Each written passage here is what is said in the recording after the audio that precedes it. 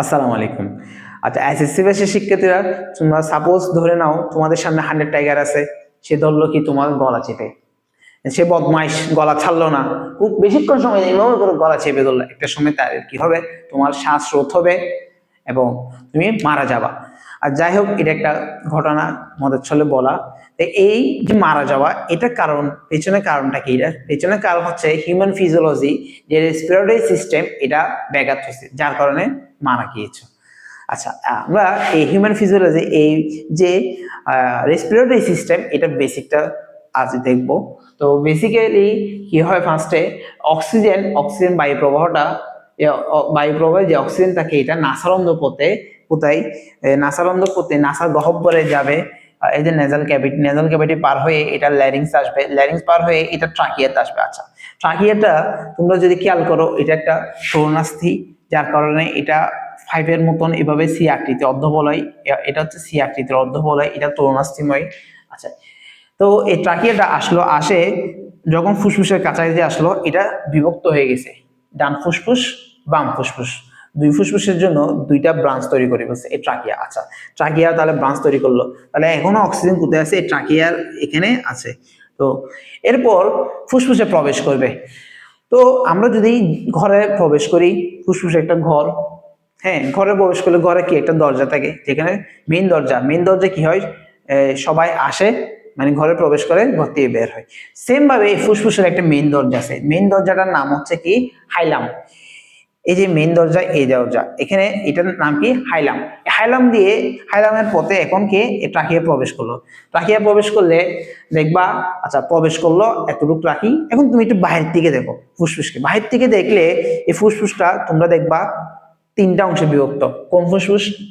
ডান ডান ফুসফুস।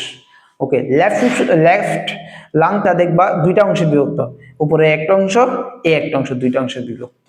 ওকে, এবার আমি জুম ইন করলাম, ভিতরে গেলাম, জুম ইন করে ভিতরে গেলাম। ভিতরে যাওয়ার পর এই যে এটা ট্রাকিয়াটা এখন প্রবেশ করবে। ট্রাকিয়া যখন ফুসফুসে প্রবেশ করবে, তখন তার নাম হয়ে যাবে কি, ব্রঙ্কাই। কি হবে? ব্রঙ্কাই। তো এটাকে আমরা আমরা যদি একটু আরো ডিটেলস বলি, বেসিক্যালি এই ব্রঙ্কাইটা হচ্ছে, এই সবুজ কালার যেটা, এটা হচ্ছে প্রাইমারি ব্রঙ্কাই, এবং রেড কালারটা হচ্ছে সেকেন্ডারি ব্রঙ্কাই। তারপর গ্রিন কালার, নীল কালারটা হচ্ছে টাসের ব্রঙ্কাই। এই টাসের ব্রঙ্কাই আরো ক্ষুদ্র হবে, ক্ষুদ্র হয়ে ব্রঙ্কাস গঠন করবে। তারপর এই ব্রঙ্কাস গুলো আরো ক্ষুদ্র হয়ে একটা সময় এই অ্যালভিউলাস গঠন করবে। ঠিক আছে, নীলের উপর সবুজের যে একটা আবরণ দেখতেছো তোমরা, এটাই হচ্ছে বেসিক্যালি অ্যালভিউলাস। এই অংশটাই হচ্ছে বেসিক্যালি অ্যালভিউলাস গঠন করবে। তাহলে তোমরা জানবা, বইয়ে লেখা আছে ফুসফুসের কাজের একক হচ্ছে অ্যালভিউলাস। কেন কাজের একক বলছে? আমরা জানি ফুসফুসের প্রধান কাজ কি, অক্সিজেন কার্বন ডাই অক্সাইড বিনিময় করা। তাহলে এই অংশটা যেখানে হয় তাকেই তো প্রধান কাজে একক বলা হয়। তাহলে এই অংশটা তাহলে কোথায় হয়? অ্যালভিউলাসে হয়। তাহলে অ্যালভিউলাসে কিভাবে হয়? আচ্ছা, কিভাবে হয়? অ্যালভিউলাসে অক্সিজেন আছে, তাহলে এই অক্সিজেনটা এখন কোথায় আসলো? আমি যদি একটু ফ্লোটা দেখাই, তাহলে এখানে ট্রাকিয়াতে ছিল অক্সিজেন, দেন এই অক্সিজেনটা এখানে আসলো প্রাইমারি ব্রঙ্কাই, এরপর সেকেন্ডারি ব্রঙ্কাই, টারশিয়ারি ব্রঙ্কাই হয়ে একটা সময় এখানে আসলে জমা হলো। কোথায়? এখানে অক্সিজেন গুলা জমা আছে। কোথায়? এই ব্রঙ্কাসের মধ্যে। এখন ব্রঙ্কাসে যে অক্সিজেন জমা আছে, বাট আমরা আমরা জানি অক্সিজেন কোথায়? আমাদের ব্লাডে থাকে। কিভাবে? কিভাবে ব্লাডে আসে, এই জিনিসটা আমরা বুঝতে হবে। তো ব্লাডের জন্য আমাদের, যেহেতু ব্লাডে আসতেছে অক্সিজেন, তো ব্লাড থাকে কোথায়? রক্তনালীতে। তো রক্তনালীর বিষয়টা আমাদের বুঝতে হবে। তো রক্তনালী বেসিক্যালি তিন ধরনের, একটা হচ্ছে আর্টারি ধমনী, একটা হচ্ছে ভেন বা শিরা, আর আরেকটা হচ্ছে কোষিক জালিকা। তাহলে তিনটা।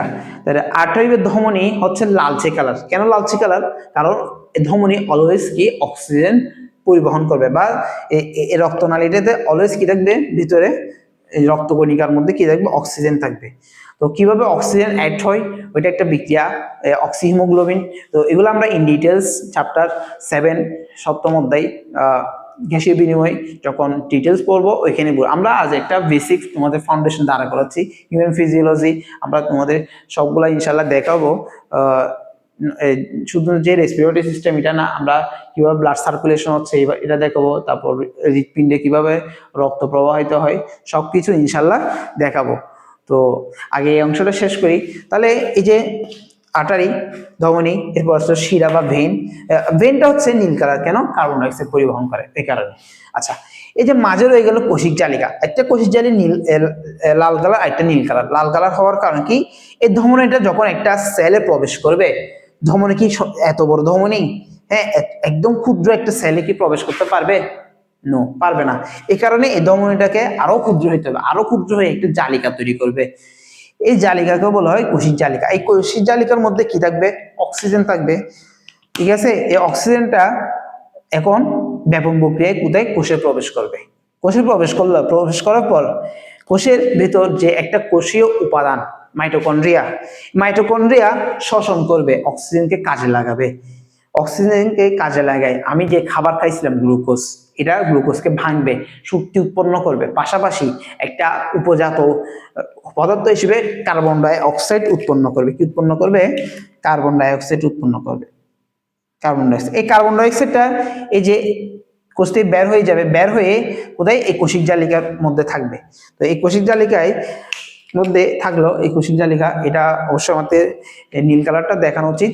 সো নীল কালার এখানে কোষিক জালিকা প্রবেশ করলো, এই অক্সিজেন কার্বন ডাই অক্সাইড গুলো এইভাবে বের হয়ে এই যে রক্ত শিরা রক্তনালীতে কি হচ্ছে? পাস হচ্ছে।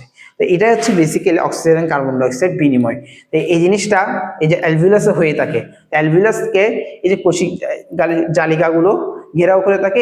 এই ঘেরাওর কারণে এগুলোর মধ্যে কি হয়? ব্যাপক প্রক্রিয়ায় বিনিময় হয়। তাহলে আশা করি তোমরা হিউম্যান রেসপিরেটরি যে বেসিক্স প্রসেসটা কিভাবে হচ্ছে এটা বুঝছো।